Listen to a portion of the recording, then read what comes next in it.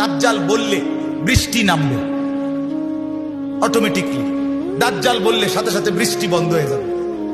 2 number, দাজ্জাল যেই কোনো জায়গা থেকে বললে স্বর্ণ রৌপ্য বের হবে খনির মতো। দাজ্জাল বললে সেটা আবার নিশ্চিহ্ন হয়ে যাবে। 3 নাম্বার, দাজ্জাল যেই কোনো জায়গায় বললে খাল হয়ে পানি বইতে থাকবে।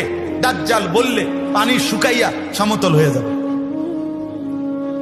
4 নাম্বার, যেই কোনো ব্যক্তির গরু ছাগল ভেড়া বকরি মারা গেলে, যে যা মারা গেছে দাজ্জাল ডাক দিয়া এগুলোকে তুলিয়া তারে দেখাবে যে এইটাই দেখ, তোর গরুটা নি, তোর ছাগলটা এটা নি।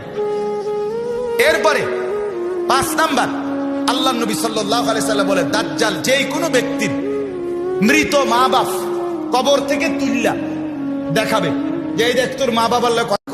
তারা কি কয় শুন, তখন মা বাপ বলবে, মূলত সেটা শয়তান আকৃতি ধরে। নবীজি বলছেন মা বাপ বলবে ইয়া বুনাইয়া ইন্নাহু রাব্বুক ফাত্তাবিউহু, নাউযু, এ তোর খোদা, এর অনুসরণ কর। আপন মা যদি এটা বলে, আপন বাপ যদি এটা বলে, মাথা ঠিক থাকবে তো? আল্লাহ নবী সাল্লাল্লাহু আলাইহি সাল্লাম বলেন দাজ্জাল আপনার কল্লা ফালাইয়া আবার জীবিত করে ফেলবে। মানে এই তো দেখছে কল্লা ফালাই দিছে, হত্যা করছে, আবার ওই ব্যক্তিকে তাৎক্ষণিক আবার জীবিত করে দিবে। নাউযুবিল্লাহ।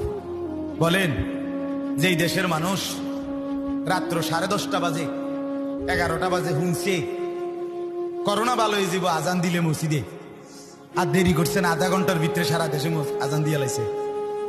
যাদের ঈমান এত দুর্বল, যে দেশের মানুষ আপনার মাজারের গাছের কাছে, মাজারের মাছের কাছে, কচ্ছপের কাছে, বিভিন্ন রঙের মাছের কাছে নিজের মনের আশা আকাঙ্ক্ষা পূরণের জন্য মান্যত করে, রুটি দেয়, মোমবাতি ধরায়। যেই দেশের মানুষ আপনার গাছের মধ্যে মাজারে লাল কাপড় বাঁধে সন্তান পাওয়ার জন্য, যাদের ঈমান গাছের কাছে চলে যায়, মাছের কাছে ঈমান জায়গা।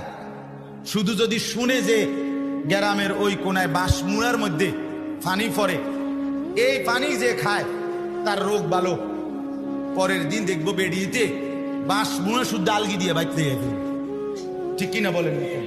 সামান্য এটুকুতে যাদের ঈমান চলে যায়, তারা যখন এই কারবার দেখবে বৃষ্টি নামে বৃষ্টি বন্ধ হয়, পানি বয় পানি বন্ধ হয়, স্বর্ণরৌপ্য উঠে স্বর্ণরৌপ্য আবার চলে যায়, বাপ মা কথা কয় গরু ছাগল জীবিত হয়, এতে বেড়া বিশেষ করে মহিলারা সবার আগে কবে আরে কিটারে কস এ বেড়া খোদা না তার খোদা আইব করতে, এতে বালা খোদা কই পাইবা, বলবে কিনা বলেন?